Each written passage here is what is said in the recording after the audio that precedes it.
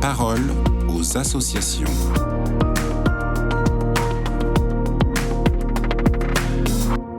Sophie Bachon, vous êtes directrice opérationnelle et développement au captif La Libération.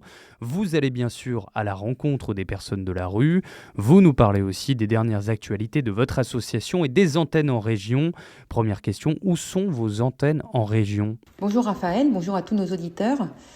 Eh bien, comme vous le savez certainement, l'antenne au captif La Libération est née en 1981, fondée par le père Giros, qui est un prêtre du diocèse de Paris, comme il aimait à se définir lui-même. Et donc, notre premier charisme est d'aller à la rencontre des personnes de la rue, soit les personnes sans domicile fixe ou victimes de la prostitution et de la traite des êtres humains, pour les rencontrer comme des frères et sœurs, et à partir de la relation, nous libérer les uns et les autres de nos captivités. La rue et ses addictions pour les uns, le confort et les préjugés pour les autres. À Paris, donc, pendant des décennies, l'association s'est développée, créant des antennes successivement. Et puis peu à peu, nous avons été appelés par des chrétiens, un peu partout en France, qui souhaitaient aussi lancer des maraudes, qu'on appelle nous des tournées-rues.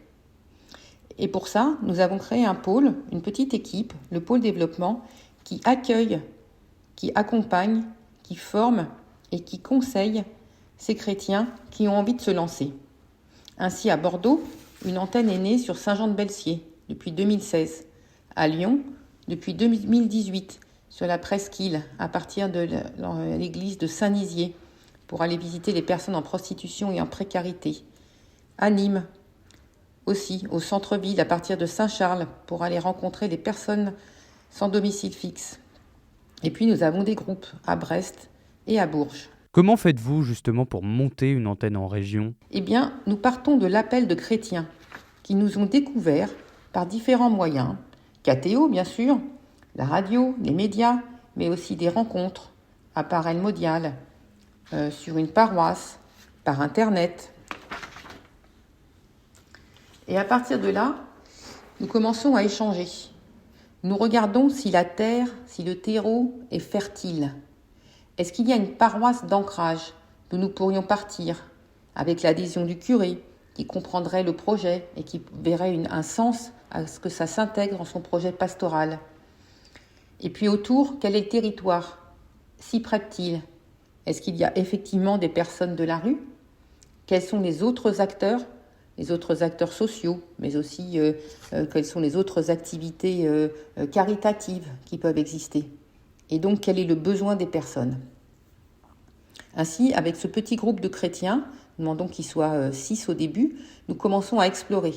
Nous découvrons ensemble et puis nous grandissons jusqu'à établir une antenne bien établie avec 10 à 20 bénévoles, au départ des bénévoles, et puis petit à petit des professionnels, puisque si le charisme premier des captifs est effectivement d'aller rencontrer nos frères et sœurs dans la rue, ensuite nous les accueillons dans des lieux d'accueil et avec une équipe de professionnels, nous engageons un travail d'accompagnement pour réaliser le projet de vie de ceux qui ont envie de sortir de la rue.